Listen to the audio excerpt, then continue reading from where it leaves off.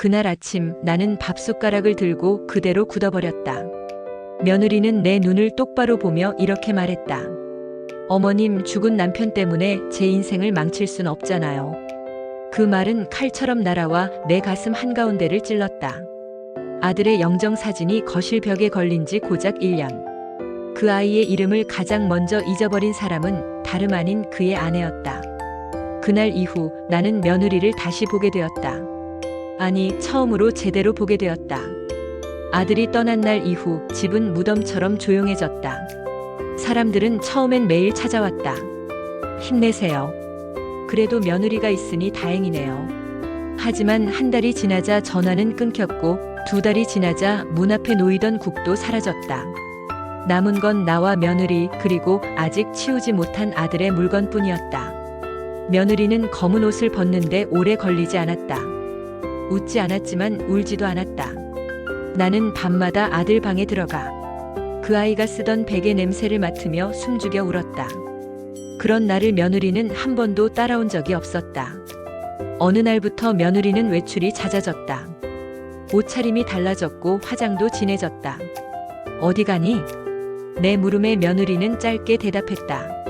일이요. 나는 더 묻지 않았다. 아니, 묻지 못했다. 혹시라도 내가 짐이 될까봐, 혹시라도 며느리마저 떠날까봐. 그러던 어느 날 며느리의 휴대전화가 식탁 위에 놓여 있었다. 진동과 함께 화면에 떠오른 이름. 처음 보는 남자 이름이었다. 그 순간 내 손이 떨렸다. 하지만 나는 아무 말도 하지 않았다. 아들의 어머니로서가 아니라 늙은 시어머니로 남고 싶었기 때문이다. 그날은 제삿날을 며칠 앞둔 저녁이었다. 나는 조심스럽게 말을 꺼냈다. 이번 제사는 같이 지내는 게 어떻겠니? 그때 며느리는 숟가락을 내려놓았다. 그리고 내 평생 잊지 못할 말을 내뱉었다. 어머님, 솔직히 말씀드릴게요. 저 죽은 남편 때문에 제 인생을 망칠 순 없어요.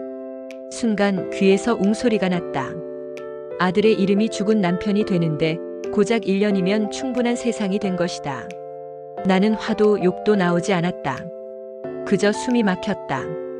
그날 이후 나는 며느리를 똑바로 볼 수 없었다. 밥을 차려줘도 빨래를 개어줘도 마음 한구석이 썩어 들어갔다. 어떻게 저럴 수 있지? 저 아이는 처음부터 우리 아들을 사랑한 게 맞을까? 밤마다 생각은 꼬리를 물었다. 아들을 먼저 보낸 죄로 나는 이 모든 걸 참고 견뎌야 하는 걸까? 며느리는 점점 집에 늦게 들어왔다. 그리고 어느 날 아예 들어오지 않았다. 며느리는 짐을 싸서 나왔다. 말 한마디 남기지 않았다. 며칠 뒤 법원에서 날아온 봉투 하나. 며느리는 이미 이혼 서류를 준비해두고 있었다. 나는 그날 처음으로 소리내 울었다. 아들을 잃고도 울지 못했던 내가 며느리의 이별 앞에서 무너져버린 것이다. 사람들은 말했다. 그래도 이제 정리돼서 다행이에요. 며느리도 자기 인생 살아야죠. 하지만 아무도 묻지 않았다. 아들의 어머니인 나는 어떻게 살아야 하는지. 며느리가 떠난 지 석 달쯤 지났을 때였다. 우편함에 낡은 봉투 하나가 들어있었다. 보낸 사람은 며느리였다.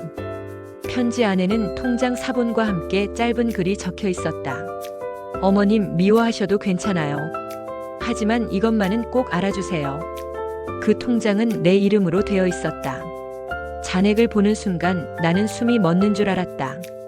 그 안에는 아들이 살아있을 때부터 조금씩 모아온 돈이 들어있었다. 그리고 마지막 입금 내역. 아들이 세상을 떠난 바로 다음 달. 편지의 마지막 줄은 이랬다.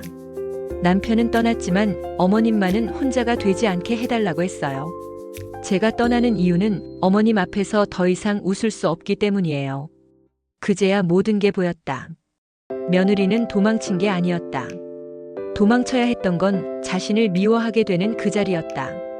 죽은 남편 때문에 인생을 망칠 순 없다는 말은 차가운 선언이 아니라 살아남기 위한 마지막 몸부림이었다. 나는 그날 아들의 영정사진 앞에 앉아 말했다. 내가 잘못한 게 아니구나.